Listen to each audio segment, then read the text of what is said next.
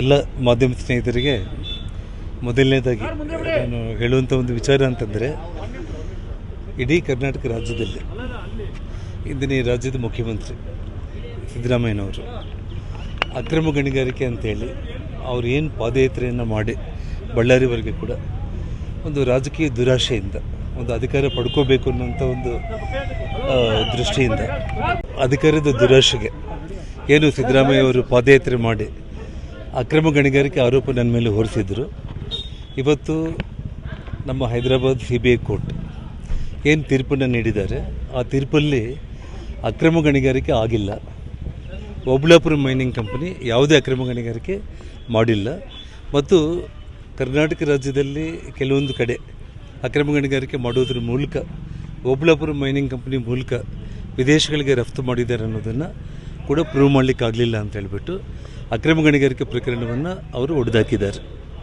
ಇವತ್ತು ಅವರು ಶಿಕ್ಷೆ ಪ್ರಕಟ ಮಾಡಿರುವಂಥ ಒಂದು ವಿಚಾರ, ಮೈನಿಂಗ್ ಲೈಸೆನ್ಸನ್ನು ನಾನೇನು ಪಡ್ಕೊಂಡಿದ್ದೀನಿ, ಸುಮಾರು 30 ಮಂದಿ ಅಪ್ಲಿಕೇಶನ್ಸ್ ಇದ್ದರೂ ಕೂಡ ಇವತ್ತು ಓಬಳಾಪುರ ಮೈನಿಂಗ್ ಕಂಪನಿಗೆ ಲೈಸೆನ್ಸ್ ಕೊಟ್ಟಿದ್ದಾರೆ ಅನ್ನೋ ವಿಚಾರದಲ್ಲಿ ಇವತ್ತು ಶಿಕ್ಷೆ ಪ್ರಕಟ ಆಗಿರುವಂಥದ್ದು.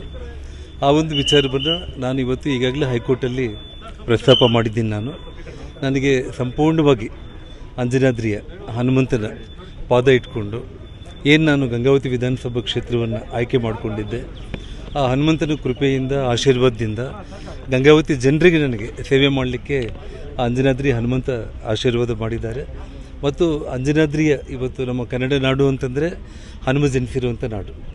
ಆ ಹನುಮ ಜನಿಸಿದ ನಾಡು ಕನ್ನಡ ನಾಡಲ್ಲಿ, ಗಂಗಾವತಿ ಕ್ಷೇತ್ರದಲ್ಲಿ, ಆ ಕಿಷ್ಕಿಂಧ ಭೂಭಾಗದಲ್ಲಿ ಇಡೀ ಜಗತ್ತೇ ನೋಡುವಂಥ ಒಂದು ರೀತಿಯಲ್ಲಿ ಅಯೋಧ್ಯೆ ತಿರುಪತಿ ಮಾದರಿಯಲ್ಲಿ ಅಭಿವೃದ್ಧಿ ಮಾಡಬೇಕು ಅನ್ನೋ ನನ್ನ ಕನಸುಗಳು ನನಸು ಮಾಡೋದಕ್ಕೆ ಒಬ್ಬ ಸೇವಕನಾಗಿ ಆ ಅಂಜನಾದ್ರಿ ಹನುಮಂತ ನನಗೆ ಖಂಡಿತವಾಗಲೂ ಕೂಡ ಇವತ್ತು ಮತ್ತೆ ಶಾಸಕ ಸ್ಥಾನವನ್ನು ಉಳಿಸುವಂಥ ಒಂದು ಆಶೀರ್ವಾದ ಮಾಡಿದ್ದಾರೆ.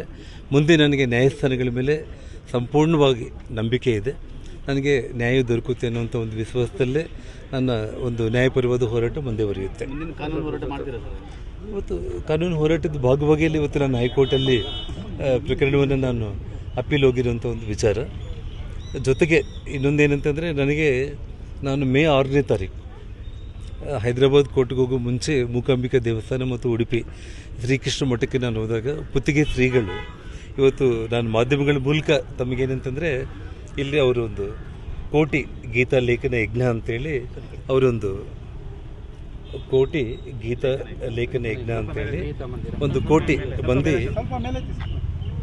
ಕೋಟಿ ಮಂದಿ ಭಗವದ್ಗೀತೆಯನ್ನು ಅವರ ಸ್ವಹಸ್ತದಲ್ಲಿ ಅವರೇ ಲಿಖಿತ ಅಂದ್ರೇನು ಬರೀಬೇಕು ಅನ್ನೋಂಥದ್ದು ಒಂದು ಸಂಕಲ್ಪ ಅವರು ತೊಟ್ಟಿದ್ರು. ಅವತ್ತು ನಾನು ಹೋದಾಗ ನನಗೂ ಕೊಟ್ಟರು. ಸೊ ನಾನು ಕೂಡ ನನಗೆ ಈ 36 ದಿನಗಳ ಕಾಲ ಜೈಲಲ್ಲಿದ್ದಾಗ ನನ್ನ ಕೈ ಬರೆಯೋದಲ್ಲಿ ನಾನು 18 ಅಧ್ಯಾಯಗಳನ್ನ ಕೂಡ ನಾನು ಪೂರ್ತಿ ಮಾಡಿರುವಂಥ ಒಂದು ವಿಚಾರ. ಸೊ ಹಾಗಾಗಿ ಯಾಕೆಂದರೆ ನಾನು ಇಡೀ ನಮ್ಮ ಕರ್ನಾಟಕ ರಾಜ್ಯದ ವಿಶೇಷವಾಗಿ ಯುವಕರಲ್ಲಿ ಉಡುಪಿ ಶ್ರೀಕೃಷ್ಣನ ಪಾದಕ್ಕೆ ಎಲ್ಲರೂ ಕೂಡ ಇದು ಆನ್ಲೈನಲ್ಲೂ ಕೂಡ ಸಿಗುತ್ತೆ. ಭಗವದ್ಗೀತೆಯನ್ನು ಬರೆಯೋದ್ರ ಮೂಲಕ ಪ್ರತಿ ಶ್ಲೋಕ ಅವರು ಬರೀತಾ ಇದ್ದರೆ ಅದರಲ್ಲಿ ಅರ್ಥಗಳು ಈ ಕರ್ಮ ಸಿದ್ಧಾಂತ ಅಂತ ನಾನು ಮಾಧ್ಯಮಗಳಿಗೆ ಸತತವಾಗಿ ನಾನು ಹೇಳ್ತಾನೆ ಇರ್ತೀನಿ. ನಾವು ಒಳ್ಳೆಯದನ್ನು ಮಾಡಿಕೊಂಡ್ರೆ ಒಳ್ಳೆಯದೇ ನಮ್ಮ ಹಿಂದೆ ಬರುತ್ತೆ, ಕೆಟ್ಟದ್ದು ಮಾಡಿಕೊಂಡ್ರೆ ಕೆಟ್ಟದ್ದು ಬರುತ್ತೆ ಅಂತೇಳಿ ಅದ್ರ ಮೇಲೆ ವಿಶ್ವಾಸ ಇಟ್ಕೊಳ್ಳುವಂಥ ಒಂದು ಅವಕಾಶ ಆ ಭಗವದ್ಗೀತಾ ಲೇಖನ ಬರೆಯೋದ್ರ ಮೂಲಕ ಆಗುತ್ತೆ ಅಂತೇಳಿ ತಮ್ಮ ಮೂಲಕ ಎಲ್ಲ ಯುವಕರಲ್ಲೂ ಕೂಡ ಒಂದು ಪ್ರಾರ್ಥನೆಯನ್ನು ನಾವು ಮಾಡ್ತಾ ಇದ್ದೀವಿ. ಬಳ್ಳಾರಿ ವಿಚಾರ ನಿಮಗೂ ಗಮನಕ್ಕೆ ಬಂದಿರುತ್ತೆ, ಇಡೀ ರೈಡ್ ಆಗಿರುವಂಥದ್ದು. ನೋಡಿ, ವಿಷಯ ಈಗಾಗಲೇ ಹಿಂದೆ ಕೂಡ ನಾನು ಹೇಳಿದ್ದೆ. ನಾನು ಚುನಾವಣಾ ಪ್ರಚಾರಗಳಲ್ಲಿ ಸತತವಾಗಿ ಇದು ಒಬ್ಬ ನಾಗೇಂದ್ರ ವಿಚಾರ ಅಲ್ಲ, ತುಕಾರಾಮ್ ಅವರು ಪಾರ್ಲಿಮೆಂಟ್ ಮೆಂಬರ್ ಆಗಿ ಗೆದ್ದಿರುವಂಥದ್ದು ಸರ್ಕಾರದ ವಾಲ್ಮೀಕಿ ಹಗರಣದ ಅಮೌಂಟಲ್ಲಿ ಎಲ್ಲ ಶಾಸಕರುಗಳು ಕೂಡ ಇವತ್ತೇನು ರೇಟ್ಗಳಾಗಿದೆ ಅವರೆಲ್ಲರಿಗೂ ಕೂಡ ಹಣ ಮುಟ್ಟಿರುವಂಥದ್ದು. ಅದರ ಮೂಲಕನೇ ಅಕ್ರಮವಾಗಿ ಅವರು ಚುನಾವಣೆಯಲ್ಲಿ ಸರ್ಕಾರದ ಹಣವನ್ನು ದುರುಪಯೋಗ ಮಾಡಿಕೊಂಡೇ ಗೆದ್ದಿದ್ದಾರೆ ಅಂತೇಳಿ ಹೇಳಿದ್ದೇನೆ. ಮತ್ತು ED ಅವರು ಕೂಡ ಇವತ್ತು ರೇಡ್ ಮಾಡಬೇಕು ಅಂತಂದರೆ ಸರಿಯಾದ ದಾಖಲೆಗಳನ್ನು ಇಲ್ಲದೇನೋ ಅವ್ರು ಮಾಡುವಂಥ ಒಂದು ಪರಿಸ್ಥಿತಿ ಇವತ್ತು ಕೂಡ ಇರಲ್ಲ.